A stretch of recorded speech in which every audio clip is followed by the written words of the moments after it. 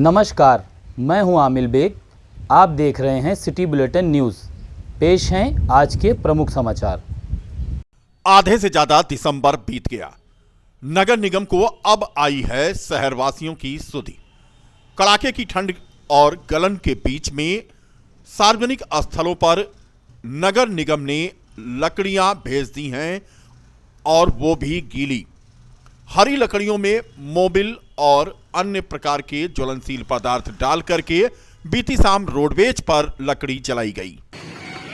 ठंड का माहौल बढ़ता चला जा रहा है। जिस तरह से ठंड, कड़ाके की ठंड बढ़ती चली जा रही है, और जिस तरह से मैं इसमें रोडवेज पे खड़ा हूँ, नगर निगम दावे तो बड़े बड़े करता है, लेकिन दावे उसके हवाई साबित हो रहे हैं। आप देख सकते हैं कि जिस तरह नगर निगम ने लकड़ी जो गिराई है, बिल्कुल हरी लकड़ी है।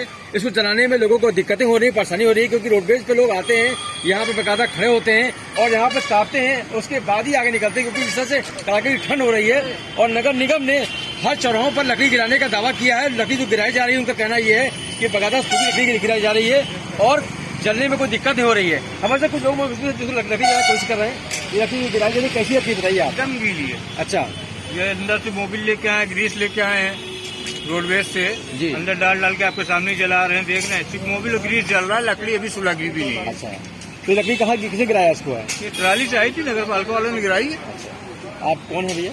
यहीं पर खुली है हम लोग। क्या नाम आपका? आफ्ताब। अच्छा, तो आपने देखा जिस तरह से इनका कहना था कि लकड़ी जो है बकायदा मोबिल डाल के लकड़ी जलाया जा रहा है, जबकि लोग यहाँ पे यात्री जो खड़े हैं, जो लोग यहाँ पर यात्रा के लिए अपने इंतजार कर रहे हैं बसों का, गाड़ियों का, वो लोग यहाँ पर ताप रहे हैं बकायदा, क्योंकि इस समय ठंड ज्यादा बढ़ रही है। तो इस तरह से माहौल ये है कि जिस तरह से जहाँ जहाँ लकड़ियाँ गिराई जा रही है नगर निगम की, वो बिल्कुल हरी लकड़ी गिराई जा रही है, लोगों को जलाने में दिक्कत हो रही है। अब आपको हम दिखाते हैं रोडवेज के बाद जिला चिकित्सालय की दशा।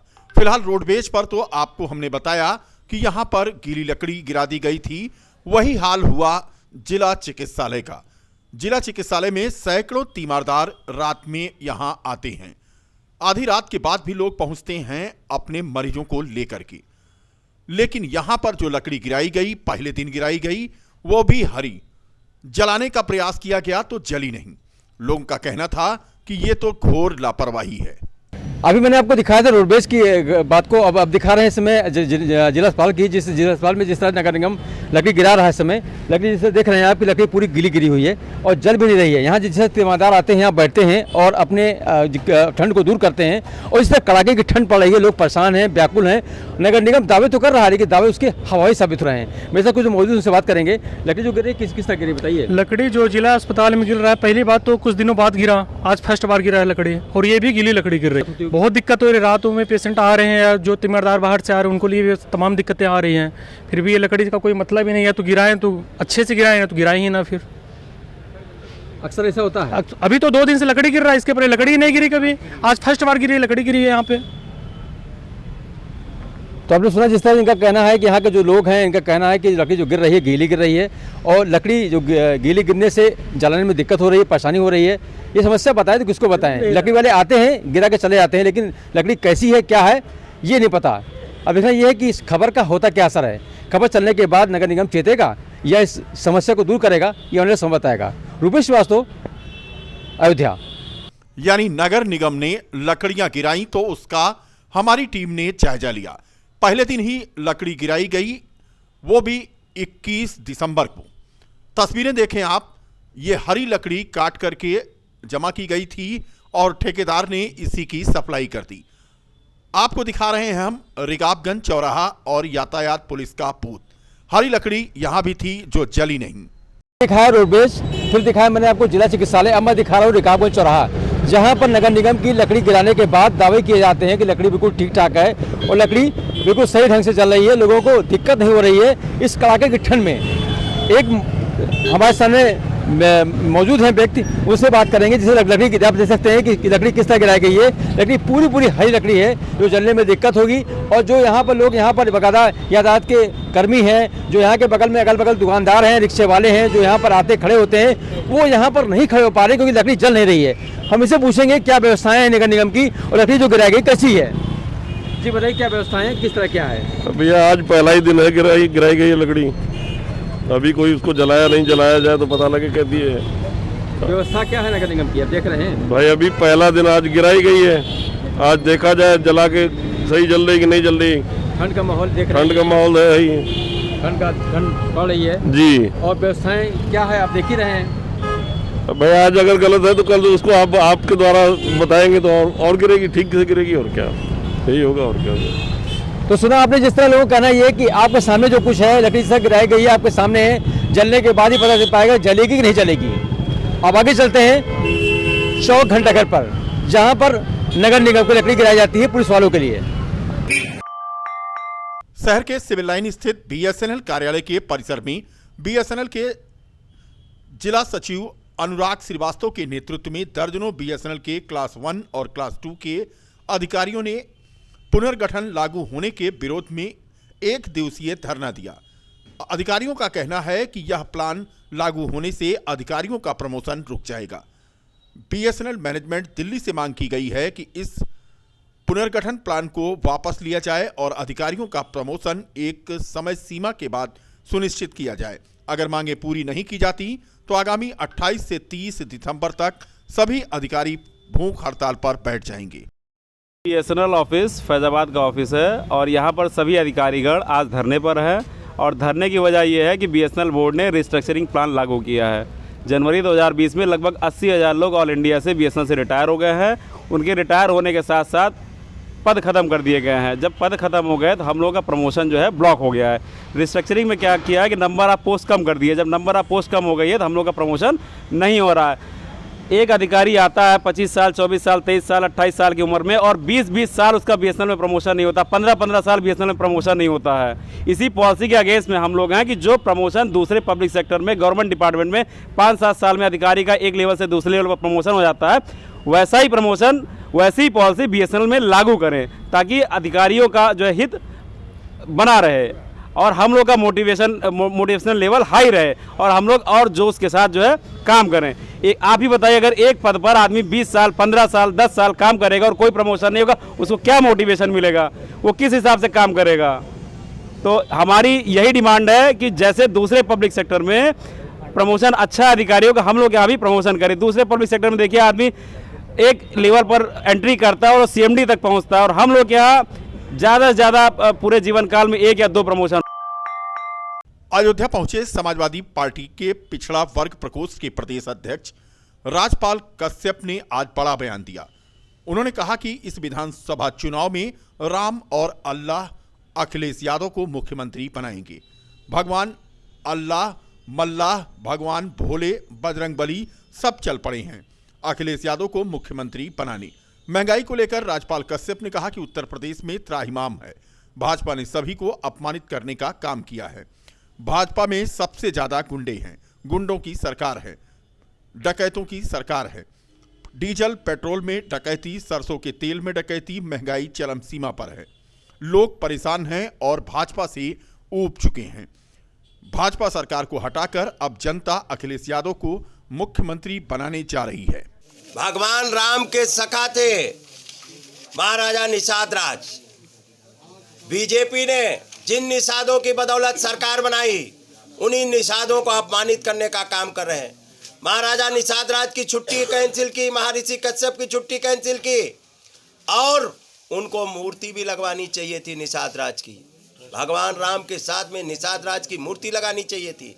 ट्रस्ट में कम से कम जो भगवान राम के इतने मित्र थे, इतना मानते थे भगवान राम निषाद राज को, तो कम से कम ट्रस्ट में एक मेंबर रखना चाहिए था निषाद का। लगातार अपमानित कर रहे हैं, आरक्षण भी नहीं देंगे, हमारी नावें फड़वा देंगे, हमारे समाज का महापुरुषों की छुट्टी कैंसिल कर देंगे, मछुआ आवाज छीन लेंगे और मूर्ति भी नहीं लगवाएंगे। लेकिन मैं ऐलान कर रहा हूं, ये अगर मूर्ति नहीं लगवाएंगे तो समाजवादी पार्टी की सरकार बनने पे महाराजा निषाद राज का भव्य स्मारक बनेगा, मूर्ति भी लगेगी और वीरांगना फूलन देवी जो पूर्व सांसद रही, उनकी भी मूर्ति उत्तर प्रदेश में लगाने का काम करेंगे। अयोध्या पहुंचे बिहार के श्रम मंत्री जीवेश कुमार ने सीएम योगी की सरकार की जमकर तारीफ की तो अखिलेश यादव पर निशाना साधा। मंत्री जीवेश कुमार ने कहा कि अखिलेश यादव पिछले चुनाव में भी गठबंधन के साथ मैदान में थे। पिछले 5 वर्षों में उत्तर प्रदेश की जनता ने सीएम योगी के नेतृत्व में किए गए विकास कार्य को देखा है। उत्तर प्रदेश उत्तर प्रदेश बन चुका है। उत्तर प्रदेश देश के एक शांति प्रदेश के रूप में जाना जा रहा है। सपा और बसपा के शासनकाल में प्रदेश में अराजकता का माहौल था। पिछले 5 वर्षों में उत्तर प्रदेश को जब देखता हूँ तो हर क्षेत्र में उत्तर प्रदेश के अंदर एक काफ़ी विकास नज़र आता है, चाहे वो सड़क हो, बिजली हो, पानी हो, रास्ते हो, नगर सज्जा हो, नगर की बनावट हो, नगरों का विस्तार हो, सामाजिक क्षेत्र का काम हो, हर जगह काफ़ी तेज़ी से उत्तर प्रदेश में पिछले 5 वर्षों में विकास हुआ है। आईटी का भी क्षेत्र अगर लें तो आईटी के क्षेत्र में भी उत्तर प्रदेश काफ़ी आगे बढ़ा है। तो ये काफ़ी 5 गुणवत्ता परक शिक्षा स्थापित करने के निमित्त शासन के निर्देशों के अनुक्रम में विकासखंड मुख्यालय बीकापुर में शिक्षा व शिक्षक एवं समाज समन्वय गोष्ठी आयोजित की गई। गोष्ठी में जहां एक ओर परिषदीय विद्यालयों में तैनात प्रधानाध्यापकों ने उपस्थिति दर्ज कराई, तो वहीं दूसरी ओर समाज के प्रतिनिधियों, ग्राम प्रधानों तथा अभिभावक समिति के सदस्यों ने भी गोष्ठी में हिस्सा लेकर अपने विचारों को साझा किया। इस अवसर पर भारतीय जनता पार्टी के जिलाध्यक्ष संजीव सिंह, ब्लॉक प्रमुख दिनेश वर्मा ने भी अपने विचार व्यक्त करते हुए दावा किया कि विद्यालयों में अध्ययनरत छात्र हमारे समाज से आते हैं, अतः समाज के लोगों के साथ शिक्षकों के इस अधिवेशन से स्वस्थ शिक्षा का मार्ग प्रशस्त होगा। इस दौरान खंड शिक्षा अधिकारी बीकापुर अमित श्रीवास्तव ने बताया कि शासन का यह कदम निश्चित रूप से ही शिक्षा जगत के लिए उपयोगी साबित होगा। उन्होंने यह भी दावा किया कि जनप्रतिनिधियों के सहयोग से न केवल शिक्षा की गुणवत्ता में सुधार होगा, बल्कि शासन द्वारा लागू की जाने वाली विभिन्न योजनाओं के सही क्रियान्वयन में भी यह सहायक होगा।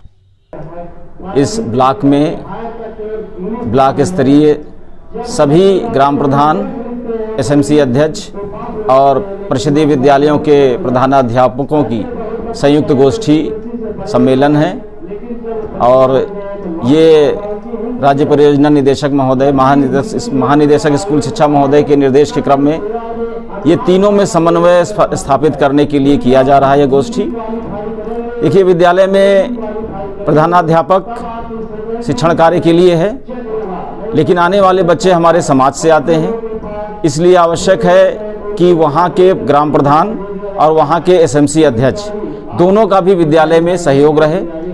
बहुत सी आवश्यकताएं ऐसी होती हैं जो बगैर समाज के सहयोग के पूरी नहीं की जा सकती हैं, जिसमें शिक्षा में अगर शिक्षा देना है बच्चों को तो उनके अभिभावक और वहाँ की व्यवस्था दोनों को अच्छा रखना पड़ेगा। अभिभावकों के लिए अभिभावकों की जो समिति बनी हुई है, विद्यालय प्रबंध समिति, उसके अध्यक्ष का सहयोग जरूरी है ताकि सभी बच्चे विद्यालय आएँ, समय पर आएँ, नियमित रूप से अध्ययन करें, घर में भी जाके जो होमवर्क दिया जा रहा है उसका भी पालन करें।